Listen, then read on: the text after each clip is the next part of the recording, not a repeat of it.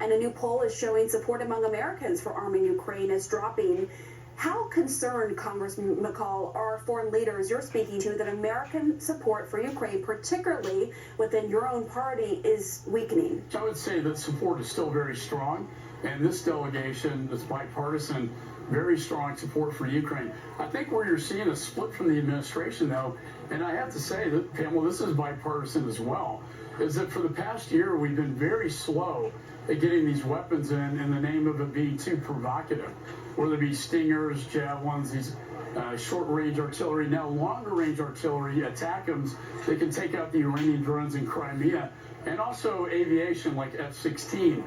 If we put this stuff in from the very beginning of this conflict, a year from now may have been very different.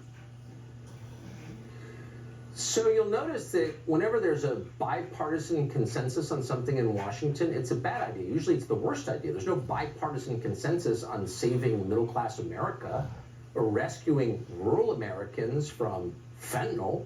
There's no bipartisan consensus on that. Nobody cares. The bipartisan consensus is that we should send the contents of the U.S. Treasury to a corrupt Eastern European country to facilitate World War III. Now, why is that? Well, the truth is Washington is so dysfunctional that funding a war, destroying things, is like the one thing they can do. And that's why they love it so much, because they can get something done. Of course, it's purely destructive. So we wanted to talk to Congressman Michael McCaul of Texas, the foreign policy genius, more about this. You don't care what your voters think, really? So we asked him to come on tonight. Why do you support a war that your constituents oppose? How does this benefit the United States? Were you proud that you helped Russia and China align in a bloc that's more powerful than the United States? Is that good for us? How does that work, Congressman? You can't make it, unfortunately. Congressman Mike Turner can't come.